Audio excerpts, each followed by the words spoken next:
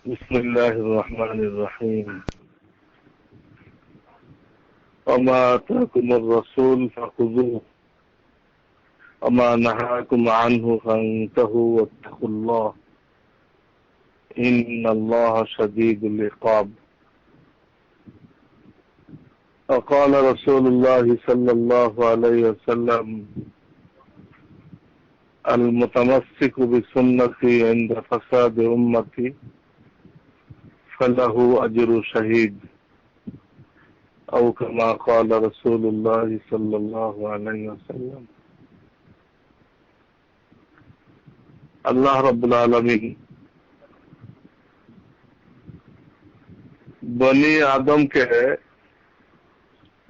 সমস্ত মাখলুকের মধ্যে সৃষ্ট জীবের মধ্যে শ্রেষ্ঠত্ব দান করেছেন।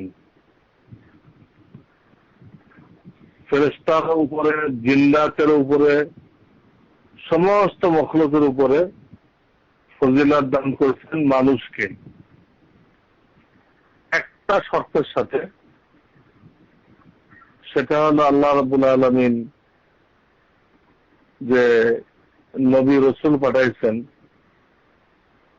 যার সর্বশেষ ব্যক্তি ছিলেন আমাদের প্রিয় নবী মুহাম্মদ রাসূলুল্লাহ সাল্লাল্লাহু আলাইহি ওয়াসাল্লাম। ওনার পরে আর কোন নতুন নবী আসবেন না।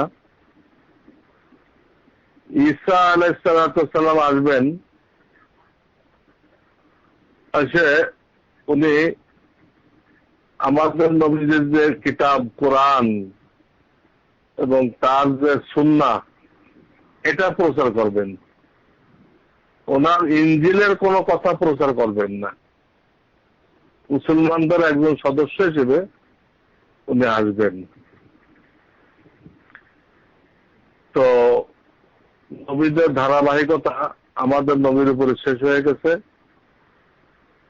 তো নবী আলাইহিস সালামকে আল্লাহ রাব্বুল আলামিন যে দ্বীন দান করেছিলেন,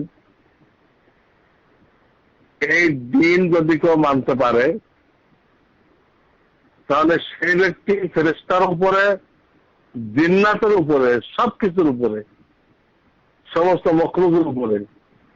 শর্ত হলো আল্লাহ রসুল যে দ্বীন আনছেন, দ্বীন ইসলাম, এটাকে মানতে হবে। তো আল্লাহ রাব্বুল আলামিনের এই দ্বীনের দুটা পার্ট রাখছেন। একটা পার্ট তো কলবের সাথে সম্পর্ক, আত্মার সাথে সম্পর্ক, অর্থাৎ কতগুলো বিশ্বাস।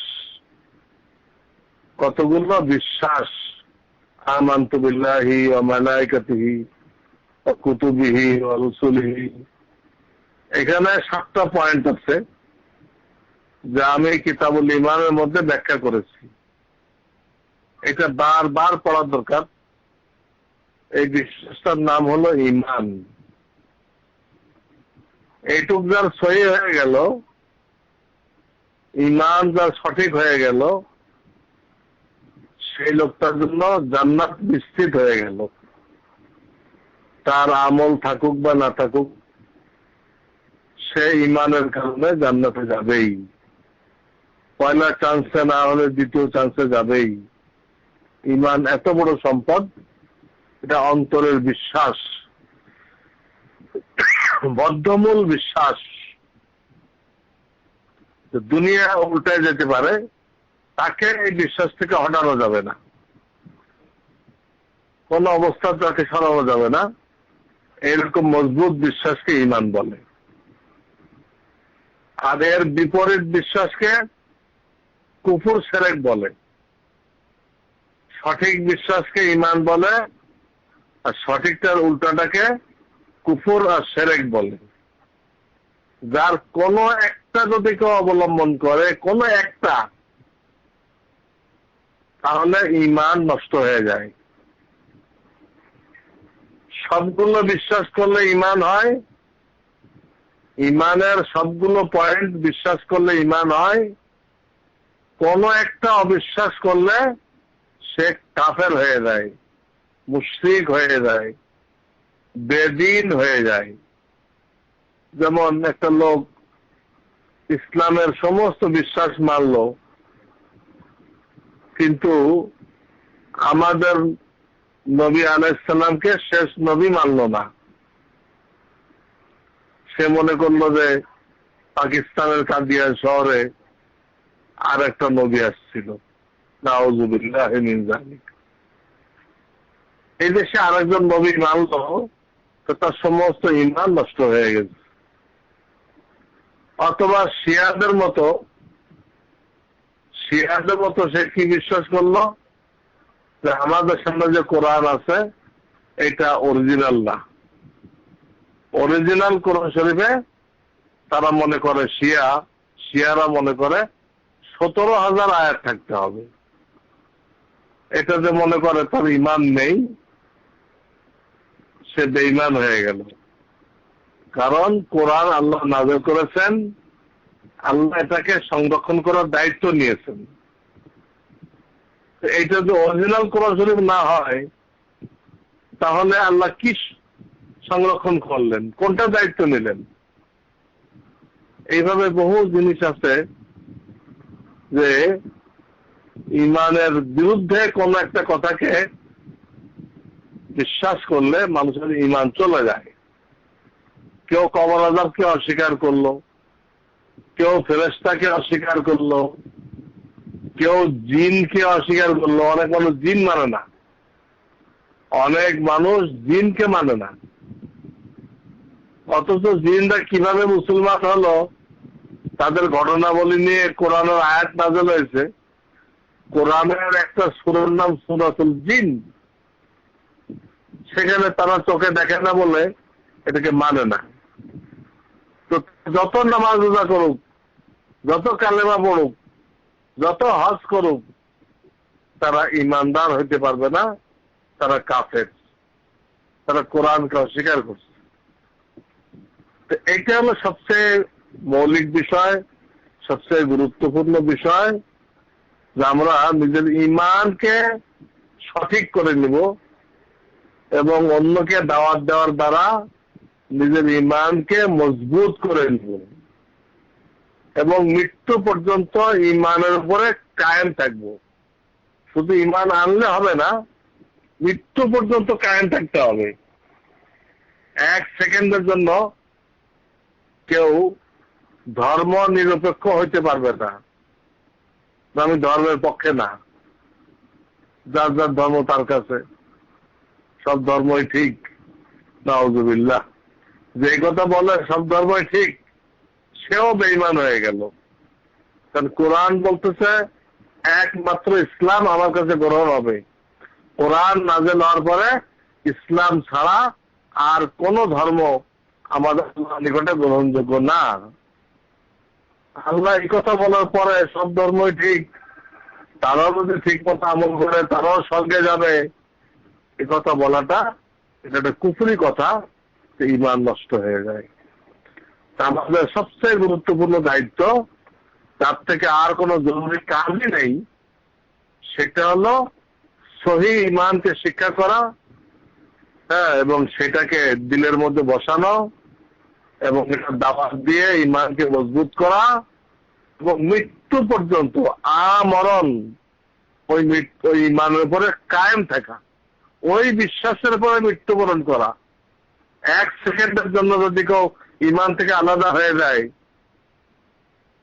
এক সেকেন্ডের জন্য সে মূর্তির ঘরে গেল, মূর্তির ঘরে যায় সিজদা করলো এক মিনিটের জন্য, তো তার ঈমান চলে গেল, তার সমস্ত নামাজ রোজা হজ যাকাত ইবাদত বন্দেগী সব মাটি হয়ে গেল, সব বরবাদ হয়ে গেল। স্ত্রীর সাথে তার বিবাহ বন্ধন এটাও বাতিল হয়ে গেল। এই জন্য ঈমানের বিষয়টা খুব স্পর্শকাতর। এই ব্যাপারে খুব বেশি সতর্কতা অবলম্বন করা, এই ব্যাপারে এলেম অর্জন করা, এবং কিসে ঈমান চলে যায়, সেই কুফর শিরক কি, ইসলামের একটা মুস্তাহাব বিষয় নিয়ে যদি কেউ ঠাট্টা মজাক করে, উপহাস করে, একটা মুস্তাহাব নিয়ে, একটা সুন্নত নিয়ে, মিসওয়াক নিয়ে টুপি নিয়ে ওদিকে উপহাস করে, মজা করে, এতে ইমান চলে যায়, সে কাফের হয়ে যায়। আল্লাহ আমাদের ইমানকে হেফাজত করার তৌফিক দান করেন। বর্তমান জামানায় হাদিস দ্বারা বোঝা যায় ইমানের উপরে ফেতনা বেশি আসবে। হাদিসের মধ্যে আছে অনেক মানুষ সকালে মুমিন থাকবে, বিকালে কাফের হয়ে যাবে। সকালে মুমিন, বিকালে কাফের। শরীয়তের ইলম না থাকার দরুন বিভিন্ন মতবাদ গ্রহণ করবে, ওই মতবাদ গ্রহণ করার দরুন সে বেঈমান হয়ে যাবে। আমাদের দেশে দেখা যাচ্ছে যে কোয়ান্টাম মেথড বের হয়েছে, মেডিটেশন করে, কি করে, অথচ তাদের কথাবার্তা শুনলে দেখা যায় এদের একটারও ইমান নেই, বেঈমান। অনেক নতুন নতুন জিনিস, মৌদুদি সাহেব উনি কিছু নতুন কথা পেশ করছেন যেগুলো বিশ্বাস করলে ইমান থাকে না। উনি লিখছেন সাহাবায়ে কেরাম সত্যের মাপকাঠি না। মৌদুদি সাহেব লিখছেন যে সাহাবায়ে কেরাম সত্যের মাপকাঠি না, অথচ কোরআনের বিভিন্ন আয়াতে সাহাবায়ে কেরামকে সত্যের মাপকাঠি বলা হয়েছে। নবীজি হাদিসের মধ্যে সাহাবায়ে কেরামকেও সত্যের মাপকাঠি বলেছে। সেখানে মৌদুদি সাহেব লিখছেন, উনি কোনো আলেম ছিলেন না, উনি আলিয়া মাদ্রাসার 16 ক্লাসের 6 ক্লাস পড়ছেন। পড়ার পরে ওনার বাপ মারা যায়, উনি অভাবের কারণে চাকরিতে ঢুকেন, জমিয়ত নামক একটা পত্রিকায় চাকরি নেন। তো 16 ক্লাসের 6 ক্লাস পড়ে উনি ইসলাম সম্পর্কে মতামত দিচ্ছেন। সেই মতামত গ্রহণ করে বহুত লোক তারা ইমান হারা হয়ে গেছে। এটা খুব দুঃখজনক।